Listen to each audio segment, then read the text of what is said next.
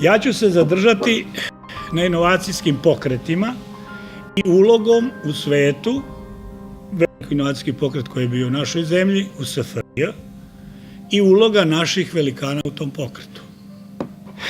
Moje razmišljanje, kako početi? Pa se pitam, ko smo mi? Odakle smo došli? Gde idemo? To je Pupin stalno pitao. Jelena Lozanić, sjajan jedan tekst na tu temu je napravila kad je razgovarala sa njim. I to me malo inspirisalo. Naša zemlja je trunka prašine u svemiru. Svemiru kome se naš Lanković toliko bavio. A po Paskalu, svemir je neizmerna praznina koja deluje zastrašujuće. Čovek je najtananija trska u prirodi, na zemlji, ali trska koja misli. Čovek je uspeo od životinjskog sveta da se otrgne i da preraste u naprednu ličnost koja razmišlja i za razliku i stvara. Razmišlja i stvara. I za razliku od životinjskog sveta koji ostavlja samo mladež iza sebe, potomke, čovek, pored potomaka, ostavlja materijalne i duhovne vrednosti. Ako želimo napredak civilizacije, ljudskog roda, što se ljudi pojavili na zemlji, napretka postoji samo pod uslovom da to bude u skladu i da se paralelno dopunjuje materijalna i duhovna vrednost. U suprotnom, stvari propadaju i idu na loše. Materijalni razvoj, to je proizvodnja, to je stvaranje novih materijalnih vrednosti i tu je impuls glavni pronalazaštvo. To su kreativni ljudi koji misle izuzetno, koji stvaraju materijalna dobra. Kroz godine inovacija, kroz rad na tome smo došli tome da je pronalazaštvo umetnost u tehnici. Ono sadrži obe komponente. Materijalnu vrednost, svaka inovacija, svaki proizvod stvara svoj, to je materijalna vrednost i ona doprinosi boljem životu i napretku čoveka i civilizacije, ali svaki pronalazač i svaki takav rad sadrži u sebi duboku duhovnu vrednost, sadrži duboku ljubav i sreću. I kako stari Grci kažu, smiraj duše je najveća vrednost, jer sve što smo uzeli Evropa i to uzeli smo od grčke filozofije i grčke civilizacije. Imamo i recimo interesantno jednu misao Mihajla Pupina koji kaže, prilike ovako, samo je pronalazač mogao ubaciti klicu nade u dušu čoveka da će biti zaštićen od prvog Adamovog greha. Šta je teo da kaže sa tim? Teo je da kaže da će se stvoriti materijalne vrednosti i proizvodi koji će zameniti čoveka u teškom fizičkom radu, naporima i tako dalje. Kad govorimo u svetu, snažni ti inovacijski pokreti koji se dešavali, kad je već kolonijalni sistem zavladao, kad je sve to delovalo, mi smo imali izrazito u 19. veku, krajem druga polovina 19. veka, snažan inovacijski pokret u Americi i imali smo snažan razvoj nauke u Evropi. Evropa je negovala fundamentalnu nauku, Amerikanci su samo gledali nauku toliko koliko će da da pronalazaka inovacija. Inovacije, tehnološke inovacije ne moraju biti ono što je Pupin napravio, pronalazak ili što je neki drugi veliki naučnik uradio. Njihova moć i njihov ugled se ogleda u masovnosti i primeni. Samo još da pojasnim da je interesantno, recimo, kada je Skupština SFRJ proglasila 75. pa kasnije 76. godinu tehnoloških inovacija, zaštita prava industrijske svojine, da se u jednom dugoročnom procesu angažuju sve društvene snage da se menja odnos prema kreativnom radu, prema inovacijama. Da inovacije budu kult, gde ćemo svi živeti za to. Da umjesto da nam se pokazuje premijer države svaki čas na televiziji, da prikazujemo one ljude koji stvaraju u proizvodnji, da o proizvodnji govorimo. Ovo se danas sve izokrenulo, nema veze, niko nije pomenuo proizvodnju. Samo proizvodnja. Mi smo u to vreme uzeli naša dva najveća genija. Prvo Nikola Tesla, njegov datum prijave obrtnog magnetnog polja, 12. oktobar 1887. je proglašen na velikoj skupštini, gde su svi bili, sve republike, bivše Jugoslavije, i to delegati, to je bilo, 3000 ljudi je došlo. Proglasili smo danom Novator Jugoslavije. Ovde ima ljudi koji su to sa mnom bili i to znaju. Da bi 79. godine u Novom Sadu, kada prvi put, pošto je lepo Branko Kovačević rekao sad, da ne ispred Milan Božić da je rekao, nego Branko Kovačević je rekao, da je Nikola Tesla bio državni projekat i nerealan u odnosu na Pupina. Pupin je bio minimiziran, ali smo mi u to vreme poštovali ovaj veliki genije, neosporni genije, i njegov 12. to smo proglasili danom Novator Jugoslavije, 12. oktobar, to je bio dan društvenog priznanja i vrednovanja radniku, novatoru u proizvodnji. Mi smo stalno govorili o proizvodnji, to je jedini zdrav dinar. 79. u Novom Sadu, kao simbol vrednosti takve, već smo izučili šta je sve Pupin radio 29. da bi izvršio oporavak svetske ekonomsku krizu rešio, mi Mihajla Pupina Idvorskog uzimamo kao simbola vrednosti inovacijskog pokreta. Ta magnetna rezonanca, elektromagnetna rezonanca, koju je pomenuo prvi put 1890. u Bostonu, kad su oni Tesla prepucavali na ovome, a drugi put za vreme suđenja sa Markonijem, kada je rekao, šta sa vas dvojice, pa elektromagnetna rezonanca je moja. Sad mu je priznao UNESCO 915. kad ga je proglasio godinom svetlosti, godinom Pupina, jer su svi te priče, radio signala, mobilne telefone, internet, pripadaju Mihajlu Pupinu. On je udario ti patenti, tih 6 patenata, čini mi se Vesna da je 6 patenata od 915. do 918. su temelji telekomunikacije. Interesantno je napomenuti, kad govorimo o našem trećem velikanu, gde smo u prostorijama Milutinu Milankoviću, on je sa takvom ljubavlju u svojim uspomenama pisao o Tesli, često ga pominjao, hvalio, i pošto je on u porodici imao jednog sjajnog čika Andrija Radovanović, on ga je tako zvao, da vidite drugi jedan čovek šta je uradio, u istom periodu kada i Tesla postiže ovo što postiže, Andrija Radovanović je potpuno usavršio Vatovu parnu mašinu i povećao stepen korisnosti za nekoliko puta. I imao preko 100 patenata u to vreme Austro-Ugarska bila i drugo je, on pripadao se uglavnom, nažalost, najveći broj Srba koji su bili sjajni, bili dobri, su bili u Austro-Ugarskoj. Tako je bilo. I kad danas razgovaramo i kad razmišljam i kad gledamo ove rojaltije, kako se zovu na televiziji, ove gluposti, i kad pomislim šta mislite snimiti jedan film o Andriji Radovanoviću. Idemo na sledećeg, da vidimo da smo čuli za monaha Lazara Hilendarca. Onoga smo Kavnika pomenuli.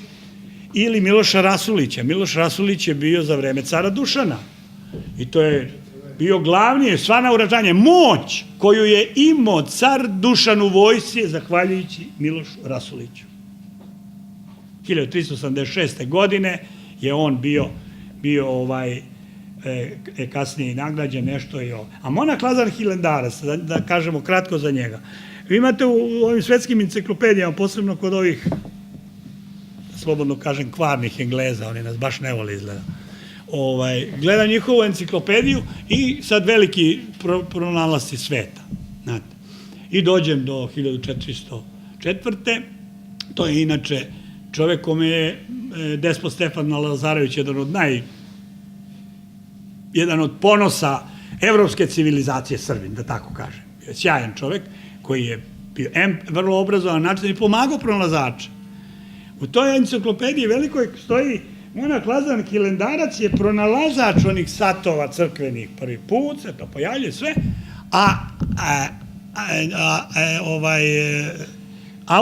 autor je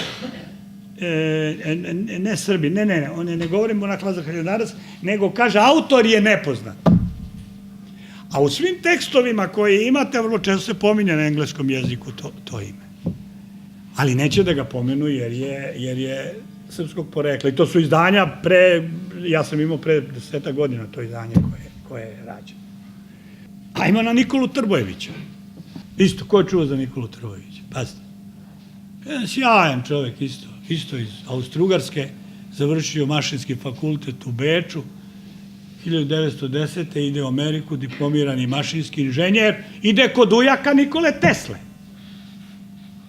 To je, znači, sino njegove najstarije sestre. Nikola Tesla, to neće opet niko da kaže, neće da ga primi. Molim vas, neće da ga primi. I sad, napustite svi, kao što ja kad pričam istinu, neki ljudi idu, kao da sam ja protiv orda. Ja sam govorio istinu. Prima ga Pupin. Pupin ga prima u Norfolku, sve ovo radi tamo sa njim, pomaže, brani, Tesla nema para, u problemu je ovam, onamo, ne svađa. I to ne pričam ja, to priča Terbo koji je bio 79. godine u Novom Sadu kada je bilo 125 godina Pupina. To sve imamo dokumentovano. I postaje, a on je genijalan čovek i zapošljava se u Detroitu, u General Motorsu, postaje tamo ključni čovek i molim vas, preko 100 patenata ima, preko 100 patenata američkih, i on pronalazi, šta je pronašao? Rešio jedan od svetskih problema kod vozila. Saobraćaju tomu, kako se zove taj vozil. Šta? Podigo je težište kola sa svojim diferencijalom. Sve ranije kola bila visoka, ono točkovi, sve. On je uspeo da spusti celu konstrukciju niže da bude stabilna. I to je u svetu, znate šta, genije. Ko je čuo za Nikolu Trbojevića? Niko. Ajmo na sledeći, ajmo na mog Dobrivoja Božića. Andrija Radovanović i Dobrivoje Božić su od Škode jedne male fabričice napravili gigant koji je dan danas gigant. Kako? Prvo, sve ove patente što je Andrija radio, išlo je u Škodu. Drugo, kada je Dobrivoje Božić, bio je svetski problem, nema šanse da se reši problem vozova kad idu nizbrdo, da samo ovako, kod kočenja, samo ovako ispadaju. Ma svi inženjeri sveta. Hitler je ludeo kad su ovi Međunarodna unija železara morali po ovim patentima da ide i tako. On je radio čovjek to od 1912. tamo negde do 18. 20. kad se formirala Jugoslavija, posle vršio ispitivanje u Rijeci, izvinjeni, tako da, rešio je problem. Kao što je Pupin rešio problem prenosa govornih struja, ovaj rešava svetski problem. Broj 1 u početkom 20. veka. Kakav je njegov život? Ali dajte da vidimo, on je napravio veliku stvar to i napravio ugovor sa Škodom, tad Jugoslavija, Kraljevina Jugoslavija nije bila u stanju da njegove te patente radi, pa tome i to. I on je napisao klauzulu, ja imam te originale, sve, imam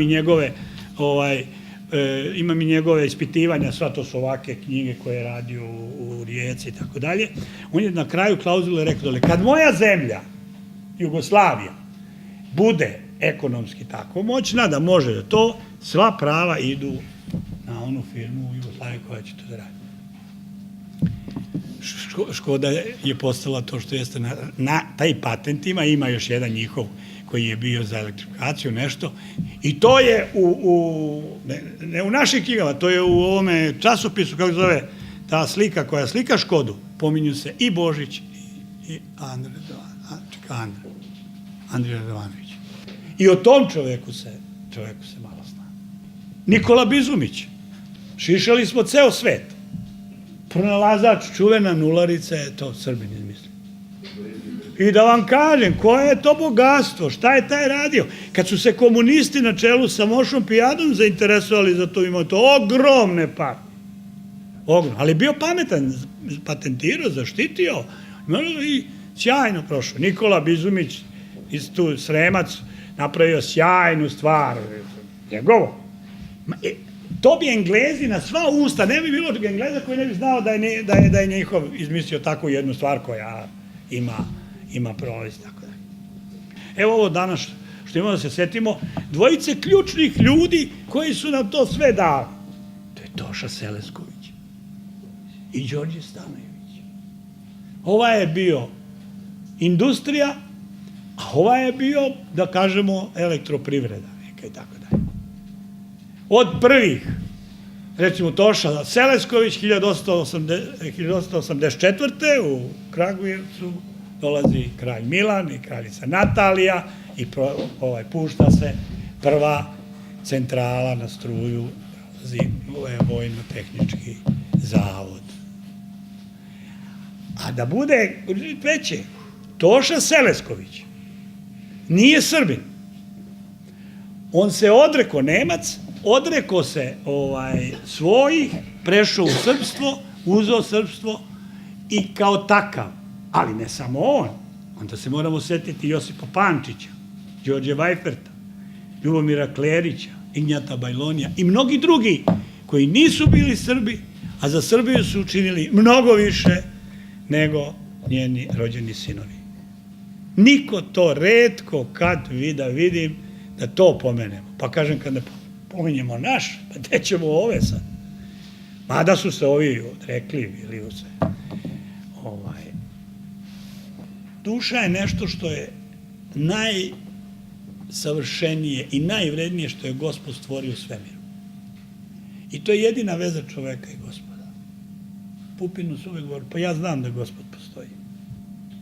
Je imao jako, ali je bio u velikom strahu, bar po pisanju Jelene. Ništa se slučajno ne dešava. Sve što nam je lepo od Gospoda je sve što ne valja od nas sami. Ako se ništa slučajno ne dešava, onda sve što radiš, radi smireno, polako. Ja to ne umem. Ja radim drugačije, zato sam i prošao svašta.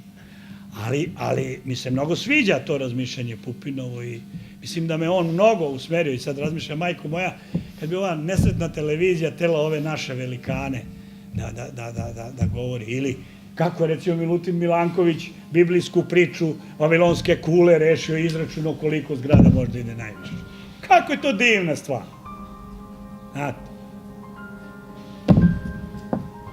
I da je ovo kazna i da je ovo sve kratko i da zato jedino vredi ta ljubav kao najjača duhovna sila, to je istina.